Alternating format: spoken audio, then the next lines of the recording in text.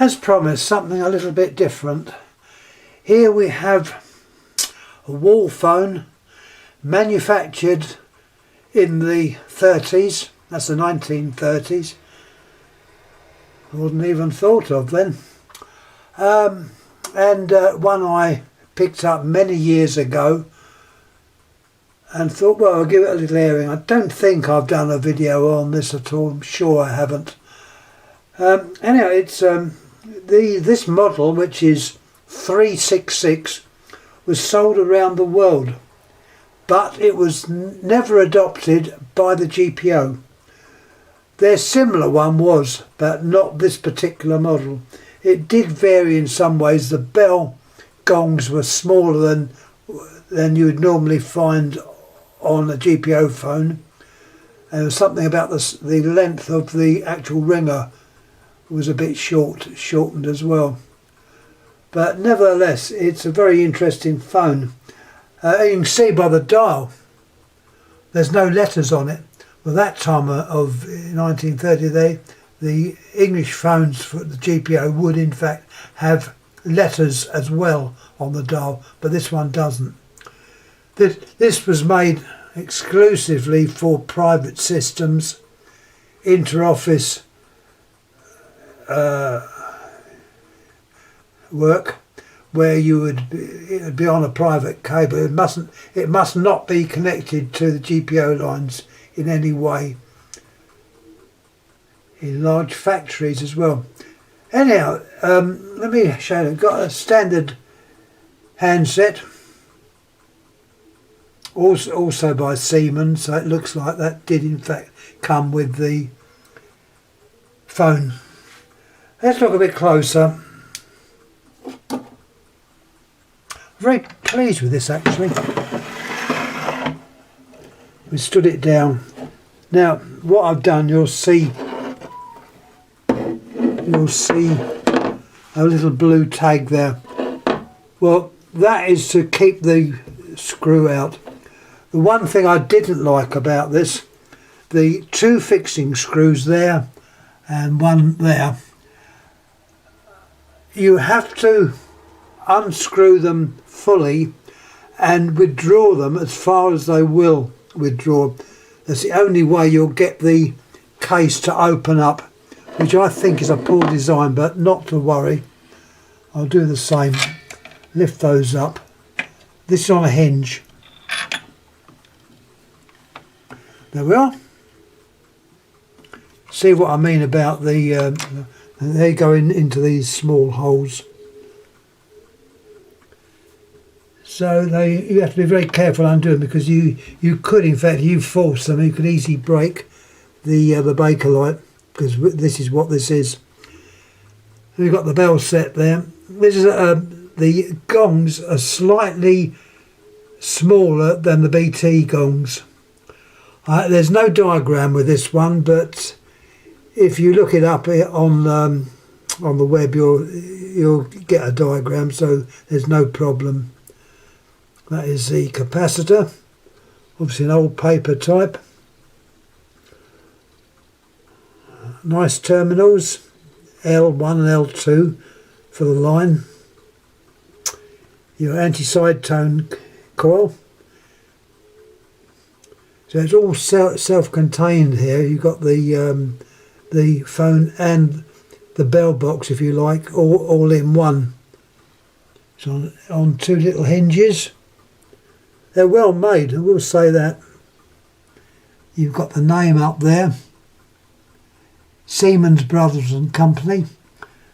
That is the Siemens from Germany. They're a very talented family who were definitely well into phones, particularly with their partner Halsky, which you'll often see that name, and with other electrical products.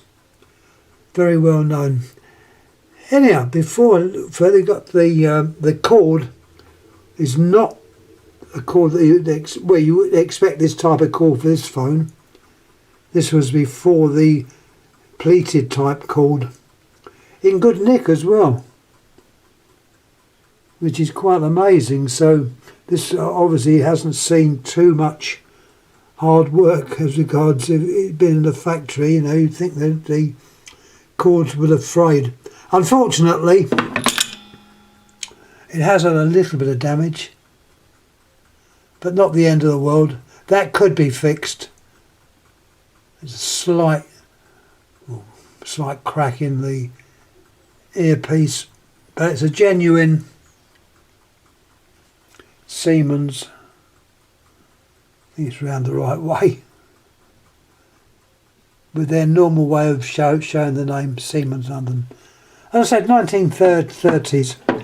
Now the other thing which is interesting, I can just show you by looking inside where the dial is.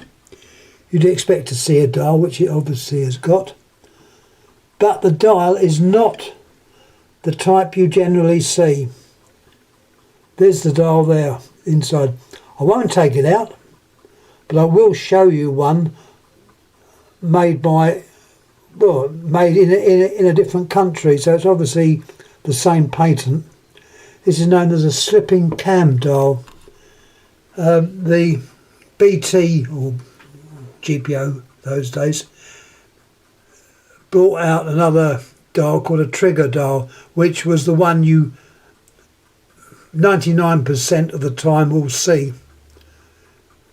These slipping cam dials are rather old and appear to be fairly rare. Now I'll show you this one here.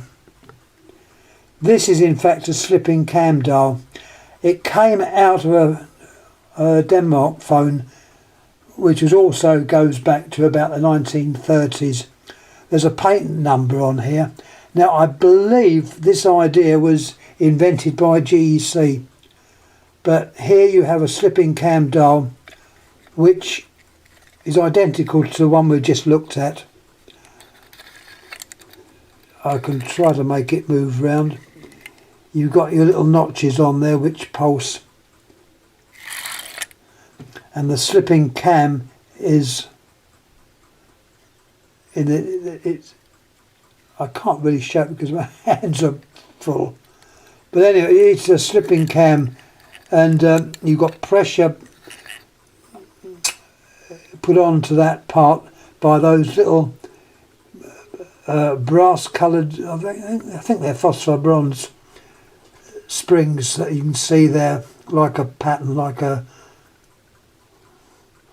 I don't know what you would say.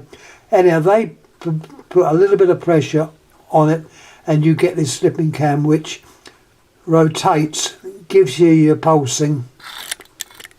You've got your off normals.